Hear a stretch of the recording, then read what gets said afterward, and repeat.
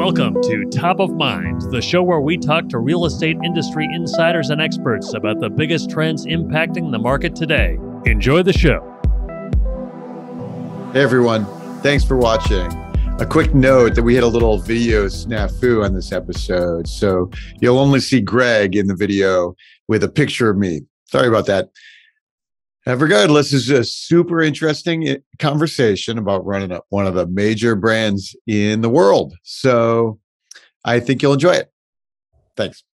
Mike Simonsen here. Thanks for joining me today. Welcome to the Top of Mind podcast. This is where I talk to the smartest leaders, thinkers, and doers in the real estate industry. For a couple of years now, we've been sharing the latest market data, the Altos Research market data, in our weekly video series. With the new Top of Mind podcast, we're looking to add some context to that discussion, some context to the data, going beyond the data and talking to the leaders in the industry about what's happening in the market and the broader dynamics that are beyond the data. So each week, Altos tracks every home for sale in the country, all the pricing, all the supply and demand, and we do all of those analytics and all the changes in that data, and we make it available to you before you see it in the traditional channels. Visit altosresearch.com for free consultation on how you can use the market data in your business today. So without further ado, let me introduce my guest today. Greg Sexton is the Chief Operating Officer of Century21. Greg leads Century21's domestic and international operations, including industry-leading tech platform, tools, learning and data-driven products, which I'm particularly interested in talking about today, and that the Century21 team leverages to better serve their customers and clients. I'm, of course, a huge fan of using data to better serve your clients, especially in this market right now. Century21 is really one of the iconic residential real estate brands of the last 150 years, or last 50 years, with 155,000 agents around the world. So, Greg, welcome. Thanks for joining me today. Absolutely. Thank you for having me. I really appreciate the opportunity to spend time with you today, Mike. That's great. So I think most people in the industry, frankly, most adults in the US have probably heard of Century21, but for those who need a refresher or it's a dynamic industry. Tell us about Century21, tell us what's going on right now, and tell us about the brand and your role in it. Absolutely. I appreciate that. Well, this is kind of a unique time for me to talk about Century21 because just this past year, 2021, we celebrated 50 years in the industry as a franchise real estate company. And, back then, we kind of introduced franchising in the real estate world, if you will, in business. And currently we're in 86 countries and have approximately 155,000 agents carrying that Century21 business card. And so we're a very global company, if you will. And one of the things that we might talk a little bit further, Mike, about is we believe that real estate is global. So we love the fact that we are in that many countries because of the global aspect of the business we do. I think one of the things that from a Century21 perspective, we spend millions and millions of dollars a year making sure that our brand is out there. And for 23 years straight now, we have the highest brand awareness in the recent survey. So that's something that we're very, very proud of for our agents, for our brand as we move forward, especially into an industry that is very brand focused. So that's a little bit about Century21.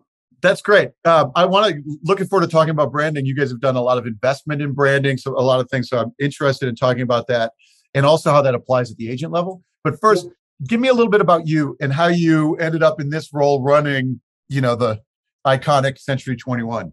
Sure. My background goes back to actually franchising and the real estate sales perspective. So when I first started, you go back 24 years, which was then our parent company, Cindan, I actually started as a franchise sales representative for the state of Tennessee. That was purely my job. And I've spent most of my career actually in the franchise sales side of the business and then moving over into the operations about halfway through that experience.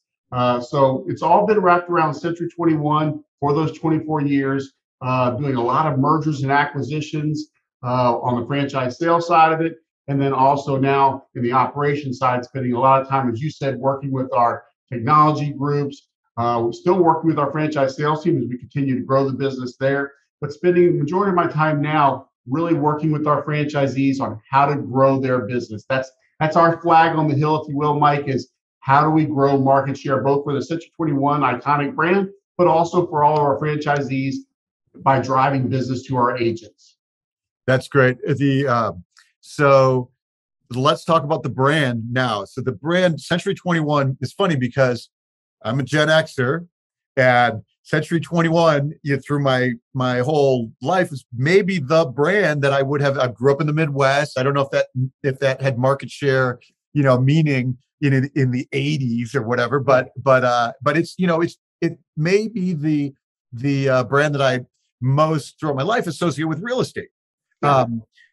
And I know you guys have invested a lot, not just in the whole brand. I see in your background you've got some brand elements, which I'd love you to tell me. So tell me about like your thinking about the brand and what you think about brand in general and your strategy for the Century21 brand. Absolutely. And you might have thought that I'd be kind of sitting here in a gold jacket, because that truly is iconic. Now, the majority of our agents domestically in the U.S. certainly don't wear the gold jacket anymore. But if you think back to when you were talking about when you were a kid, when I was a kid, that gold jacket said real estate. And now across the world, it says real estate. In fact, when we travel internationally to spend time with our master franchises there, they all are wearing that gold jacket proudly. It is a big part of their brand in that marketplace. And so that's kind of where we started the iconic brand with Century21. And as we've moved forward, we've done a lot of marketing. I don't know if you remember, but call it about 4 or 5 years ago, we actually did Super Bowl commercial, really getting out there and making sure that our iconic brand stays out there and is very relevant with our agents and frankly, the consumers out there. So we do spend a lot of time and money making sure that we keep that brand out there. In fact, just in branding in general, Mike, my personal opinion about branding, especially when it comes to real estate, is it's essential. One of the opportunities that I have is to spend time with those companies that we are talking to about becoming in the Century21 family, if you will. And as we go through that journey with them, where they're taking a look at all of our systems, tools, our branding, our marketing, I always say to them, I'm not sure exactly where this journey is going to end for either one of us. If this makes sense for you to be part of Century21 and part of your business plan. But this is what I would tell you: brand with someone. I believe branding is that important. And a lot of it is because of the sheer cost of technology alone. We spend millions of dollars a year within Century21 and Realogy, our parent company, to drive the most compelling state-of-the-art technology to our franchisees, to our agents. It's very, very difficult for somebody as an independent real estate company and an independent agent to actually go out and purchase that technology and then make sure that it stays relevant and up to date. And so I always tell people that's why branding is important. Brand with someone. I always hope at Century21, I think we have the best brand in the world, but brand with someone. That's great. I could picture our friend Bill Lublin, who runs a big Century21 brokerage in Philly. I can picture Bill wearing the gold jacket, right? You know what? I think I've seen Bill in a gold jacket before. He looks pretty good, but he looks pretty good. Right. So that's great. So tell me about the Super Bowl commercial. Yeah. You guys, you were in the process, if I recall correctly, about sort of relaunching the brand with new identity and things. And so how did you go, all right, Super Bowl commercial is our move? Hey, you know what? There's a great story behind that, Mike, because we were in the process. We've had a new leader come on to be the president, Rick Davidson. He asked me to come over from another part of the Realogy family and work the operations. And one of the first things we did is we felt like we needed to get out there and listen to our franchisees to understand where did they feel like we needed to help them grow. And we had always been a brand that was very, very heavy in TV. And we had shifted over and we're doing a lot more digital, if you will, from a marketing perspective. And so we heard loud and clear as we went out there with our franchisees, hey, we need to be back on TV, need to be on TV. And we just heard that all over. So we came back in our boardroom and we were kind of just comparing notes about our travels out there and what we were hearing. And all of us said, well, I'm hearing so much about really wanting us back on TV, it's how important that is. And somebody in the room, and I can't exactly remember who it was, we had our marketing folks in there too. Somebody said, I'll tell you what, we'll do a Super Bowl commercial. That'll get us back on TV. Everybody kind of chuckled and laughed and everything. And then we all looked at each other and said, that's what the most powerful brand in real estate needs to do. And so we literally launched from that boardroom. We started putting together a Super Bowl commercial. We launched it. It was our tagline that we had just come out with was smarter, bolder, faster. And so we ended up having some celebrities in our commercial that represented the smarter, the bolder, and the faster. And that was what our commercial was all wrapped around for the Super Bowl. What a phenomenal experience being in a Super Bowl commercial, because there's just so much that goes behind an actual commercial. And you would think, well, hey, I usually just delete right through the commercials and fast forward. Not the Super Bowl. That's one place where we're all as Americans kind of focused on, hey, what's the next commercial? So whole lot that goes into it. That's cool. I love that it was bottom up, driven from like the actual need as opposed to some sort of ego driven top down thing. So that's really exciting. So are you saying you're not going to go do a Super Bowl commercial that's just a QR code floating around the screen? That's not on the map right now. Okay. Just checking. But I will tell you this, it is amazing how much runway you get from that before the Super Bowl, then obviously during, but even after, there's a lot of chatter out there. And from a guy who's not a marketing guy, I just think that it's great if you can get that much traction and chatter off of a commercial. Yeah, for sure. Yeah, you have as a straight pure sales background, like you just hope that someone hands that to you. Exactly. That's awesome. That's great. Super fun. Do you remember how much you guys spent on it? And can you tell? I mean, I don't remember, and probably wouldn't talk about that. Wouldn't tell you if you do. Okay, fair enough. So all right. So 186 countries. One of the things that I'm interested in this year is let's maybe shift to the market. You know, we at Altos, we measure the market and we help agents communicate about the market.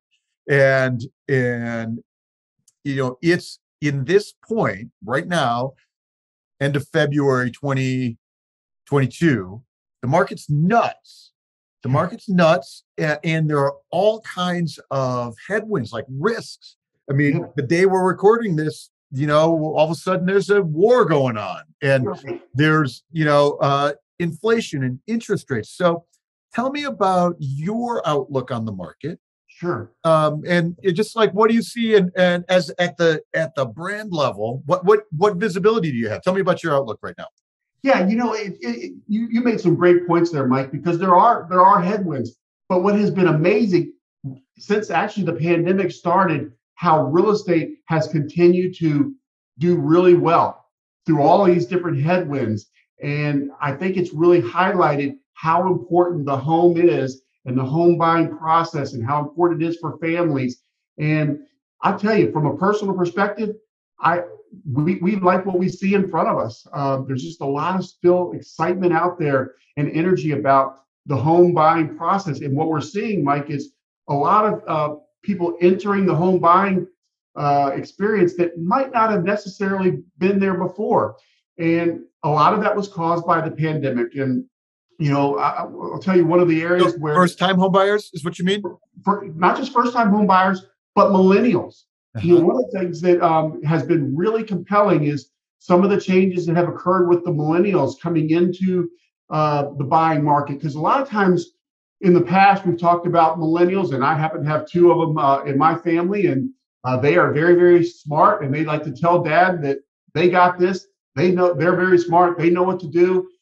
Well, what's interesting is they really realize now that how important real estate is for their futures.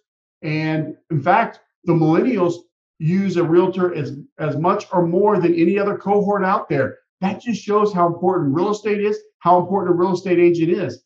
You know, one of the things about millennials is, you know, in the past, they were kind of on the sidelines when it came to buying. They were open to renting. They like to live in the major cities. Well, I'll tell you, we're seeing millennials really storming into the market. And this is a very large share group of home buyers that, somewhere in the neighborhood of 35% plus. So that is a real trend that I think happened a lot because of the COVID pandemic that kind of changed everything. I do think, Mike, that some things that have happened that have driven the housing market during the pandemic, might level off some, but there's going to be some of these things that we never expected would be something that we'd be talking about 2 years and probably even 5 years and beyond because of the pandemic. And I'll tell you, one of the things that we've really seen that I think continues to drive the market is the work from home. That really did change a lot of things, where a lot of companies we didn't have a choice. We shifted to people working from their homes. I think companies found out, wow, we're not seeing productivity go down at all. In fact, I will tell you personally, we didn't see a decline in productivity. In fact, our employees stepped up and really delivered during this time. This made a great opportunity for the real estate market, for the real estate agent to start working with their clients about, hey, you might need to change what your home situation looks like now, because now the family is going to be right there in the home. It became the office, the home, the place for dinner, the place for work, lunch, everything was right there. Another phenomenon, Mike, was homeschooling. That's something that we do think is going to live on past getting out of this and navigating through the pandemic. We think there's going to be more homeschooling. Again, creates a real estate opportunity. Yeah, let me ask you a couple of questions there. So you said a couple of things that are really cool. You mentioned that millennials use realtors more than previous generations. Yeah. Tell me about that. Well, not necessarily more than previous generations, but they absolutely utilize realtors. When you would, as I mentioned, I have two millennials, and they are very independent thinkers, and a lot of things they do on their own, except for when it comes to making the most important purchase financially for their future, for their families. They do rely on a realtor. And what that tells us, in all the different research and things we do, is that they realize that this is such an important decision that they need somebody to help them understand what that investment looks like, understand the things that they need to be wary of. And so they do seek out a professional. That is not something that, at least for myself, that I ever thought would be the case with this group of individuals. This generation. Yeah. So the conventional wisdom is that the millennials are going to use their apps and they're going to want to do clicks. But do you think it's maybe that millennials they're used to having greater access to experts, and so they are more comfortable reaching out to a realtor as an expert? Like is there maybe something like that where we assumed it was going to be about clicking a button, but all of a sudden they're in a world where they have expert access all the time, and they have YouTube. You can learn anything in the world on YouTube. It's like, okay, let me reach out, and it's okay to have a relationship with an expert. What do you think about that? Yeah, I think that's part of it, Mike. But I actually think it's more about the fact that they are independent thinkers, and I know through all their apps and the technology, they're out there searching for homes, certainly on their own. But when it really comes down to signing the paper on a big purchase like this, that even they kind of take a step back and say, I want an expert. I want a local market expert. I want a subject matter expert that knows about this marketplace and can show me the different things that I need to be on the lookout for that I might not be able to get by just clicking an app and reading something. I want that interaction, that relationship with somebody that can guide me through this so important part of my life. I think it's more about that. Yeah. Okay. That's great. You mentioned the work from home and the school from home phenomenon. Mm-hmm. Have you noticed anything different for your agents or for your sales process or market share? Have you noticed that those trends changing the way you work or that your agents work? Without a shadow of a doubt. One of the things that we've seen right from the beginning of the pandemic, if you will, is a need for us to really get out there and pivot, if you will, in our training. So we set up a lot of training very fast, online training, to help our agents adjust to this changing environment. And a lot of that meant, training on how to do virtual closings, how to do virtual open houses, things like that, to make sure that there was still a demand out there. And Mike, none of us knew, as we rolled into, call it March of 2020, none of us knew where this was going from a housing perspective.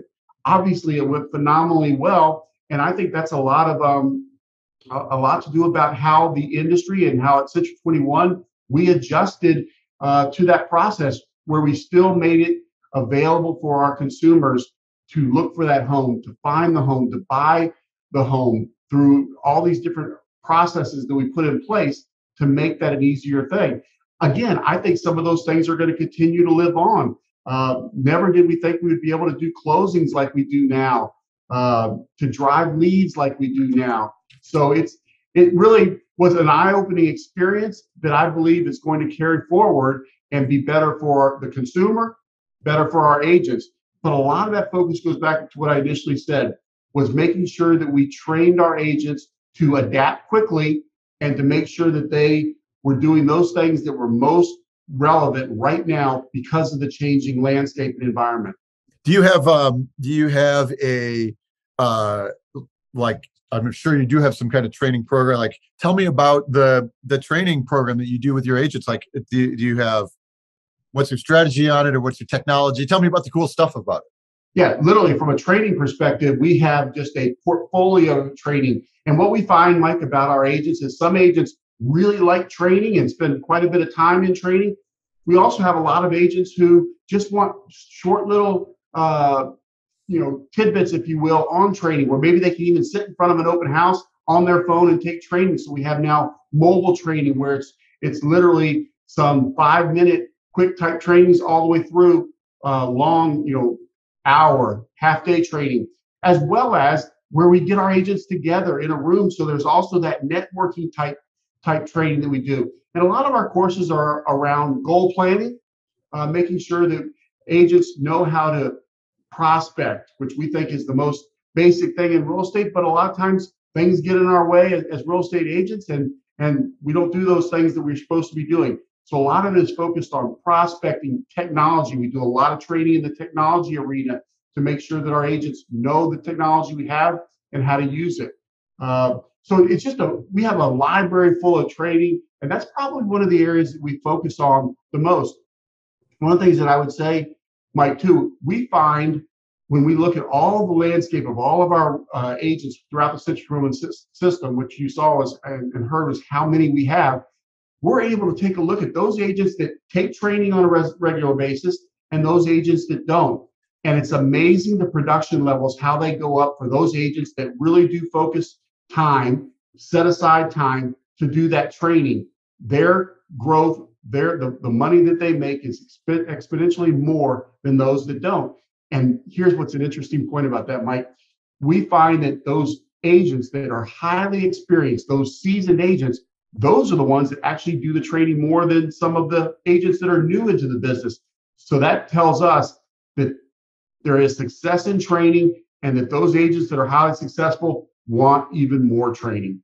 That's really, I mean, it makes sense that that's the case, right? But it's also really fascinating to be able to correlate, the high producers that have been around for a long time that still invest in that training.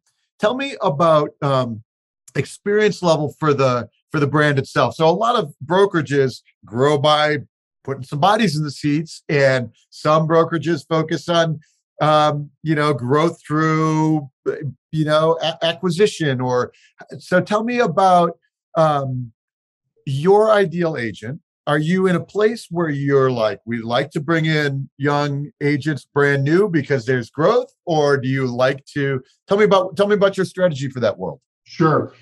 What is great, Mike, about the Century21 brand is we have every type of situation that you just talked about. And we have what I call kind of the organic growth through recruiting, our franchisees through recruiting. And that means experienced agents in some cases. Some will focus there. Some focus on kind of the new agents coming into the real estate industry. What is the phenomenon that we have seen since the pandemic, if you will, and then I can go back and talk about 2008 through 11 when we went through what basically was the recession, if you will, and the phenomenon that we saw there. We're starting to see a little bit of the same. And what I'm talking about there is really mergers and acquisitions. In fact, I would tell you that the majority of myself and my team, we spend that much time on mergers and acquisitions. And then actually one of the things that we call within Century21 is gold to golds. And this is where we are seeing a phenomenon in this industry of consolidation, meaning large brokerages getting bigger by acquiring other smaller brokers. And the gold to gold is where, and it's something kind of unique for Century21 that we love to do, is we'll take a Century21 that, been in the Century21 system 10, 20, 40 years, and they've decided, hey, it's time to exit. And so what we're able to do is take that company and roll them into another highly performing Century21 company, and then they come together and form a great company together. That is probably one of the phenomenons that's going on right now that I expect to continue to see across the industry, because really consolidation is where it's at. If you go back to Century21 and you think, Mike, about how we got to be the brand we are today, how did we get to be a household name? Well, there was a day in the industry where there was a Century21 pretty much on every corner. And that worked back then. But that's not necessarily where the industry is today, and certainly not where Century21 is. We are consolidating as well and making sure that we have these great large companies who then can provide to their agents all those tools, that technology that I talked about, the training that I talked about. That's an important element as well, to make sure that we provide an avenue for exit strategies, if you will, for our companies and frankly for our agents who come into these other companies that are really high performing companies. That's an interesting strategy. Consolidation is big. There's a lot of cheap money in the world driving a lot of buying market share. And so you anticipate that continues even in a world where money gets a little more expensive? Yeah, I really do. There is not a slowdown at all, Mike, in this. I spend the majority of my week involved in some type of M&A activity, be it from us acquiring an unaffiliated company and bringing them into the Century21 company through one of our offices, or these gold to golds that I'm talking about. And here's an interesting thing too that we find, Mike, when we go back and look at, hey, was that merger, was that acquisition successful? Yeah. I'm a firm believer that when it comes to, especially from a gold to gold, 1 + 1 doesn't equal 2. It's usually 3, 4, or 5. And the beneficiary, what I mean there is the agents typically benefit, because usually when a company has been in the industry for 40 or 50 years and they're looking for an exit strategy, they are looking for an exit strategy and not necessarily focused on growth. You put them with a new company and it's energetic, it's exciting, that's on more of a growth perspective. It's amazing how we see those agents' productivity that might have been pretty level for a couple of years in this other company. Now it's crazy how much we see them grow. So that's exciting. I don't expect that trend is going to end anytime soon.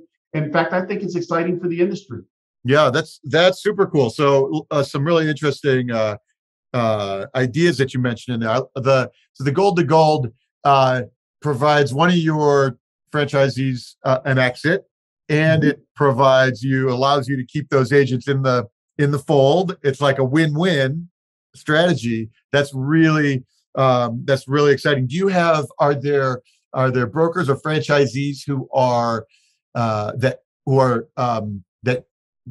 in your network that are saying, it's my strategy to acquire as many as I can in this region or in the day? Like, are there a handful of them that are going full force that are the acquirers, or is it more spread out? Absolutely. And frankly, we hold our teams that work with our franchisees accountable for knowing the growth how our franchisees want to grow. So every one of our personal people that work in the field know their book of business. Are they an acquirer, or will they ultimately want to be acquired? And we keep that list because when an opportunity happens in a marketplace where a company comes to us and says, hey, it's been a good ride, but 40 years into this, we're ready to go off to the Bahamas or wherever and enjoy life. And can you help us find a buyer? We don't want to react then. So we do all this proactively, and we have these lists that we immediately put these companies together, start the conversations, and we, from a corporate perspective, just help facilitate putting that together. I'll tell you, Mike, as we bring companies into the Century21 system, and I've been involved on that, as I mentioned, the franchise sales side for a long time, this is one of those real compelling things that causes companies to take a look at Century21 as opposed to maybe one of our competitors, because we almost have this built-in exit strategy, if you will. It's because in our business, whenever you do a merger and acquisition, the one worry, the main worry that an owner has is, will I have what we call breakage? Will agents not want to join this new company and suddenly they'll go somewhere else? And it is so much easier to put together a gold to gold because they're going from Century21 to Century21. And that's why we really push this avenue of an exit strategy, because it makes it very compelling. And you'd be surprised how many new franchisees say, I'm thinking about joining Century21 now, so certainly not thinking about getting out of the business or the industry. But boy, won't that be nice 20, 30 years from now? Yeah. So breakage, I didn't know the term was breakage. I like that, but that's a real big deal when you acquire a broker, because in many ways the power is in the agent's hands. It's their clients. And so do you have metrics on like breakage, or like we can show that when we do a gold to gold deal, we can show how like low the breakage is? You probably don't have off the top of your head. We do track that very, very closely. I will just tell you that our breakage is very minimal, and it's because we spend a lot of time on the actual transition side of it. We have a full transition team that goes in. Once we let them know, hey, it looks like these two companies are coming together, they literally start working at that point to make sure that we get out there. The day we make the announcement, we're in there talking with the agents. We have their business cards of their new company ready for them that day, because we want them to feel like, hey, you've got a new home. In fact, it's a great home.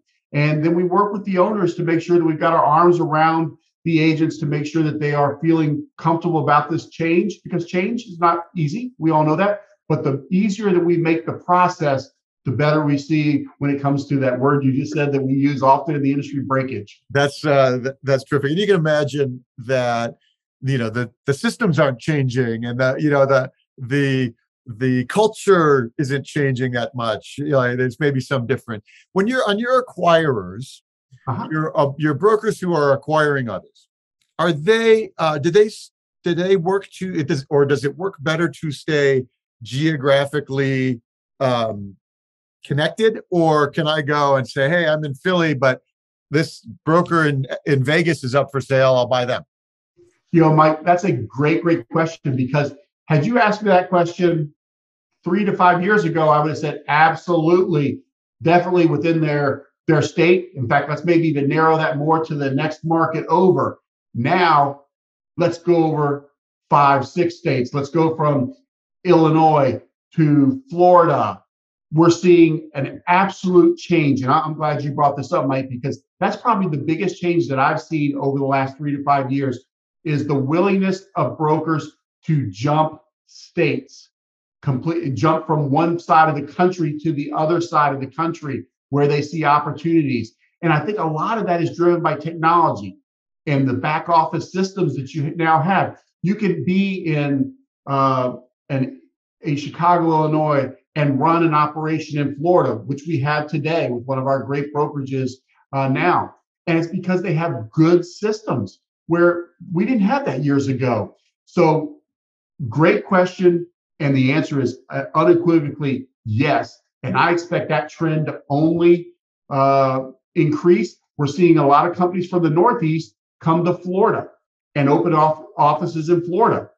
And I don't want to speak for them, but my guess is that as they're thinking about retiring on the Northeast where it's cold, they may want to go like everybody else has gone in that area to have a Florida second home or whatever. Well, maybe they plan on making that a permanent home when they exit the business. Well, maybe they're not going to exit. They're just going to move to their operations in Florida instead. We are absolutely seeing that phenomenon. That's really cool. And you can imagine there's a whole, decades of clients in New York who, like, if you can move with your previous buyers with them to their next state, like, that could be really compelling. One of the things that we're also seeing, Mike, is not only is it brokerage companies opening up existing offices in these other markets like Florida, we're seeing agents who are spending 9 months of the year in New York, Connecticut, Rhode Island, but then they've gone to Florida as kind of a second home for those winter months, but now they're going and doing business there during that time period, that they're now licensed there. So this is what I love about this industry, Mike, is it's ever changing, but it's ever changing in a positive way because there's more ways that we can actually do more business. And one of the things that the phenomenons within and why I love the real estate business, it's not because of those agents who make a lot of money in real estate, because those agents that do really well in real estate, it's because they love the fact that they are helping others live out the American dream of home ownership. And that's kind of the driving thing. So when you think about these phenomenons like you just talked about, what industry is there where you can be 60, 70, 80 years old, ready for retirement, but you know what? I think I'll go to Florida and continue to serve clients there. How cool is that? Yeah, that's really, really exciting. That actually brings up another trend that I'm interested to hear your take on. At the agent level, one of the big trends in the last 5 years has been a shift from being solo agent to a team where you have maybe one lead and a bunch of people who are either doing buyer transactions or sourcing leads or something like that. Tell me about your take on teams and what's happening, what's going, and how that looks inside of Century21. Sure. Another one of those phenomenons that continues to grow in this industry. And I'll be candid, transparent, Mike, when teams started coming around a few years back, I really thought this might be somewhat of a phenomenon that kind of goes away over time and gets back to the individual real estate agent. Well, Greg was wrong. Be the first to admit to that. But I think it's a good thing because I think we're going to continue to see agent teams grow. In fact, we've adjusted a lot of our training to make sure that we are staying relevant for teams as well. In fact, one of the things that's big in Century21's is our awards program, where every year we give awards out to our top producing agents. Well, guess what? We've shifted and we have also awards now for our top teams because it's that important. And I think that this trend will absolutely continue. I think you're going to see teams even get larger, where you'll have what some of us might have referred to years ago as, well, that's a company. No, that's just a large team within a company. I see this trend continuing, and I will tell you from a Century21 standpoint, we're taking the stance that this will continue, and we need to develop more and more technology and training to make sure that we are a welcoming place for teams. That's yeah. I think so too. I'm probably in the same boat as you, where I looked at teams and I thought either okay, looks like a brokerage to me. Like, why would it be any different? But they very much are. They seem like the trend seems unstoppable. Yeah. Well, and not only that, I think one of the things that we see and we hear about teams, because you're right. A lot of times they look like a brokerage company, but here's the interesting thing about these teams and just those conversations.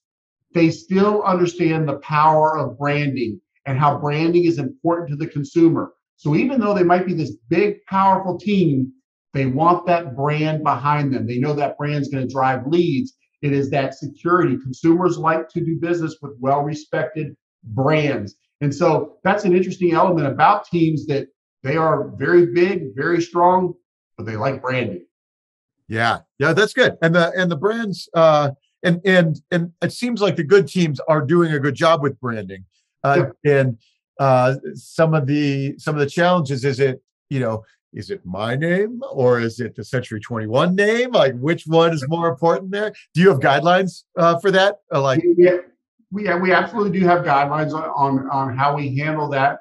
But we do everything we can to promote the agents. We realize that the agent, and I was just giving a speech in California yesterday to a group of agents. And, I ended by saying, and I sincerely mean this, Mike, the Century21 brand, or for that matter, any real estate brand, but for the Century21 brand, we are nothing without our agents. Those agents that carry our business cards are who we are, because without them, Greg's not here, our brand doesn't matter. And so we don't ever take that for granted. And I think that even with teams and individual agents, you have to constantly remember, for us, they're the customer. Our agents are our customer. Our companies, our brokers are our customer. And that's something we try not to forget. And I personally try not to ever take for granted. Yeah, for sure. For sure. So let's take the last few minutes to talk international. Century21 is a big international brand. The US market has been nuts, but it kind of pales in comparison to a lot of countries, a lot of the Western economies. The market's been even more nuts. Do you see that? Like, the home prices going parabolic. And do you have, is that impacting your business, or do you have thoughts on what's going on out there in the world?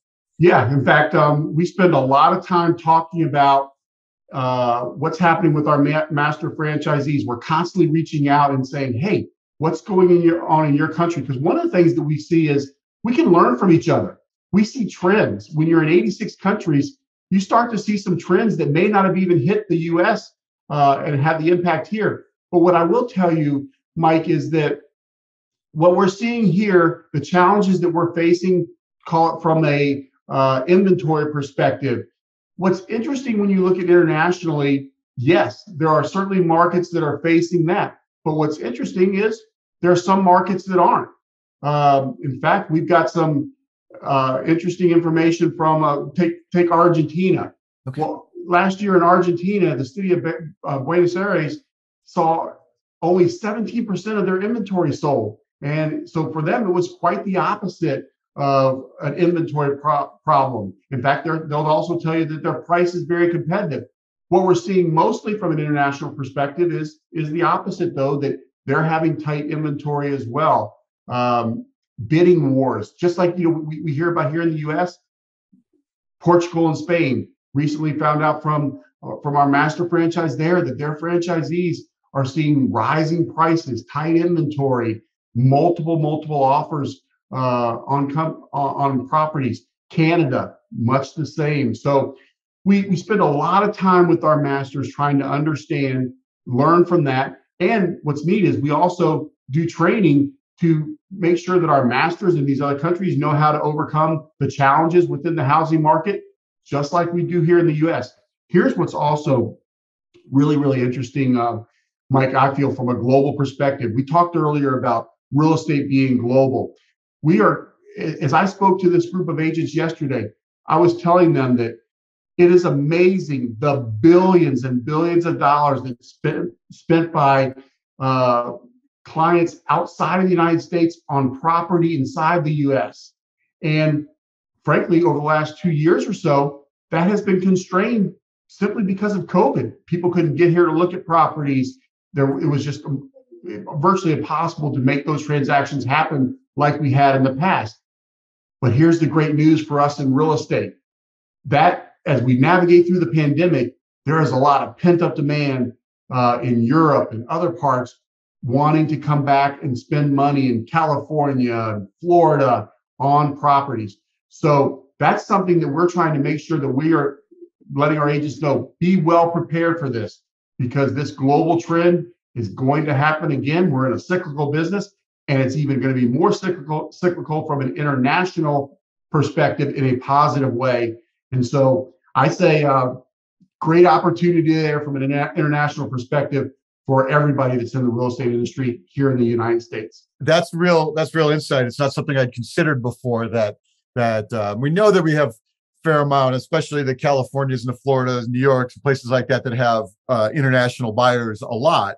but I hadn't really considered that it had been constrained in the pandemic, and therefore there's actually pent up demand for those purchases as things loosen up. Absolutely. In fact, because when you're a brand like us in 86 countries, we have all these conversations all the time with our master franchises. They share what they're hearing from clients there. And we have also a global website where we're able to see the conversations and the transactions that are going across the continent. And it is amazing how much they're talking about, can't wait till things open back up so they can start coming and spending more money here in the United States on properties. And frankly, as a housing economy and as a just economy in general in the U.S., we ought to be super excited about that. Yeah, that is that's optimistic, even in a world where, I mean, it's hard to imagine the U.S. market slowing too much. But adding that as a fuel, that international demand fuel, pent up international demand fuel, it's an interesting factor. Well, listen, Greg, let's wrap up the conversation. A lot of our audience are realtors and brokers, participants in this space. Where should people find you and go to Century21?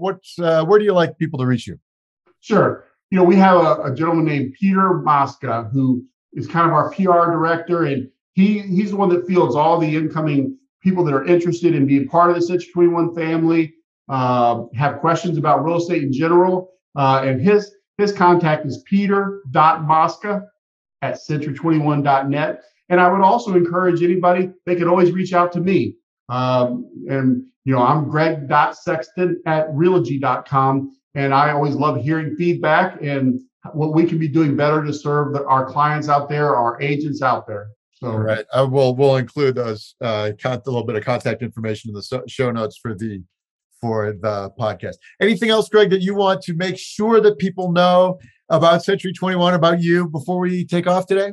Well, the only thing I will say is, as I said earlier, as we navigate ourselves through this pandemic, it is really exciting to see that real estate has done well, but really the horizon looks very, very well going forward. And with all of the world's challenges that you mentioned before and everything, what I love about this business is real estate is still a great bet. It's a great investment. And I love the fact that even some of the millennial generations and things are getting more excited. First-time home buyers are getting excited about home ownership.